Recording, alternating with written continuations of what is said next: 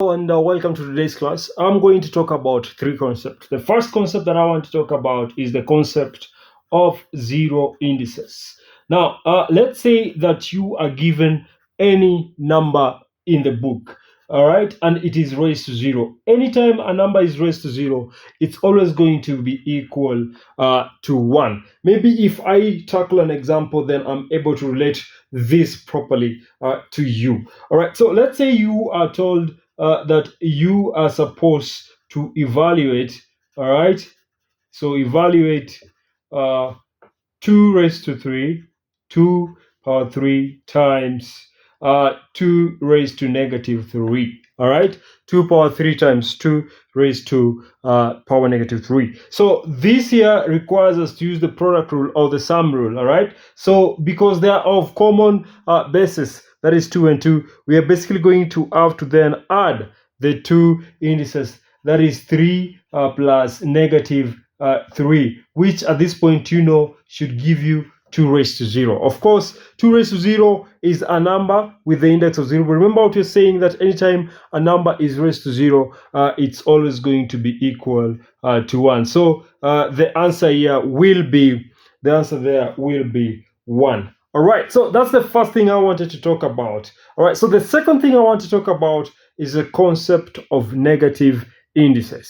Yes, negative indices. So sometimes numbers are raised to indices that are negative. Assuming you are given again a number a and it is raised to a negative power n, all right? So what does this actually mean? So this basically means that you are supposed to find 1 all over a raised to n, all right? So the negative there simply means that you're supposed to get the reciprocal of whatever you've been given right there. All right, so that's the first thing I want to mention about negative indices. Then the second thing I want to mention about negative indices, assuming that in this particular case now you're not dealing with a whole number, you're dealing with a fraction. Okay, let's say you are given a number a all over b, all right, and it is raised to negative n. What does this actually mean? All right, so remember again, the negative simply implies that you're supposed to find the nth root of the nth power, of the reciprocated, the number you begin but in reciprocal form. So for us to do away with the negative number, we're basically going to have to find the reciprocal of a and b. So instead of having a and b, the reciprocal will be b all over a, and that will be raised to n. All right, so that's the thing, that's the first concept that I want to bring home. Now let's handle an example that actually requires the understanding of negative indices so that you understand what I am talking about. Say you've been told to evaluate this problem right here. So you are having the problem evaluate 2 all over 3 raised to negative 2, all right? 2 all over 3 raised to negative 3. So how are you going to approach this? Remember, we want to first of all do away with the negative sign next to 2 right there. And so we do that by getting the reciprocal of these numbers now within the parentheses. So that's going to be 3 all over 2 raised to 2, and we already know what this is going to give us. So whenever you have this basically means that you're supposed to find the square of whatever we have in the parentheses. Okay, all right, so this is not even a problem of indices or anything but anyways, it's still a problem of indices. So basically this means that we are supposed to find we're going to square 3, and also 2 of course is going to be squared, and so that's going to give us 9 all over 4, which we can always simplify to 2 1/4. All right, and so that there will be our answer for that particular problem. All right, so finally, the last thing I want to talk about is fractional indices. All right, so far I have looked at a zero index, I've looked at a negative index.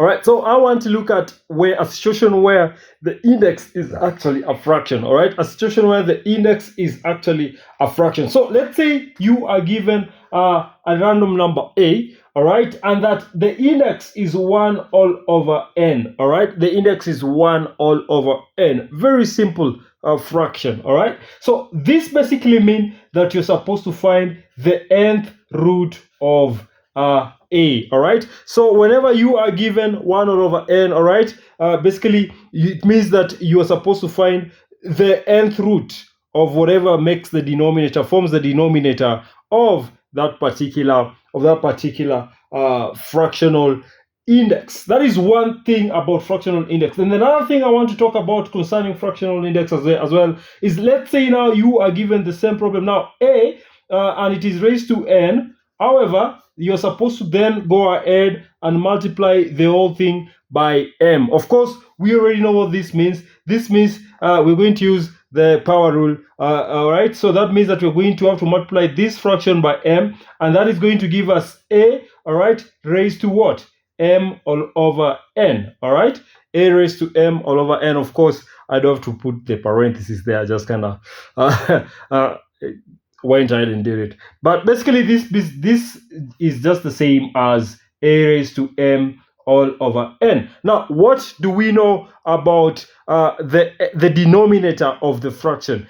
As we said here, this basically means that we are going to have to find the nth root of a. All right, the nth root of a. However, the numerator in this particular case will multiply whatever we'll have gotten, and so it will be the nth root of a raised to m. Okay, the nth root of a raised to m. So that is what this will actually mean.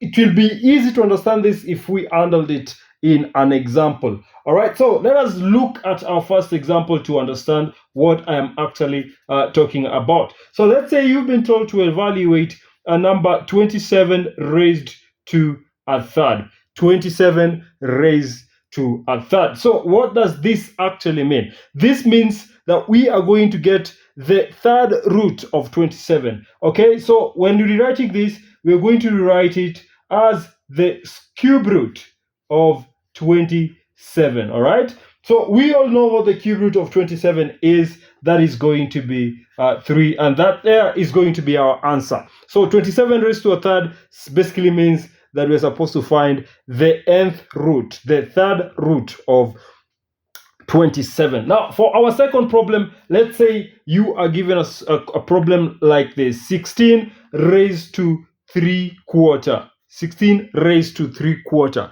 What does this mean? So we want to rewrite it in a format that we actually understand. All right, so basically this means that we are going to take the fourth root of 16, okay, the denominator, the fourth root of 16, all right, raised to the numerator, raised to 3, raised to, okay, because it's 3/4. So it's the fourth root of 16 raised to 3 right there, as you can already see. All right, so the fourth root of 16 is going to give us 2. All right, the fourth root of 16 will be 2. So that will be 2 raised to 3, which will simplify to 8. All right, which will simplify to 8. And therefore, 8 there will be our answer for that particular problem. Very simple. All right, so the denominator basically forms the nth root, and whatever we have as our numerator then forms the power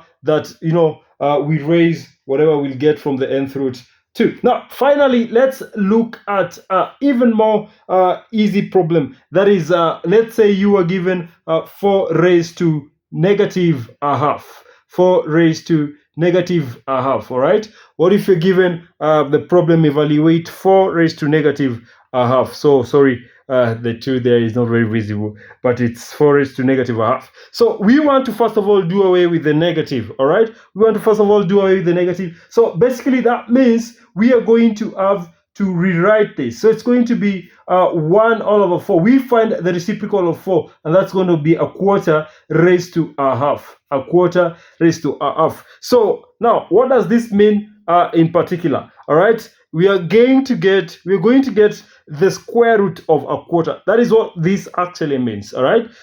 Now that we've done away with the negative by finding the reciprocal of 4, all right, I told you this when we were looking at negative indices. Negative simply means that we find the reciprocal of the number that we are treating as the base there in our index. All right. So what are we going to get to be the square root of a quarter? Okay, so it basically means that we find the square root of 1 and the square root of 4, which will give us 1 all over 2, and that therefore will be our answer. All right, a half. All right, so that's it for this particular class. If you have any part of this class that you didn't understand, come on, go ahead and comment in the comment section, and I'll get back to you as soon as I can. Thank you and have a lovely day.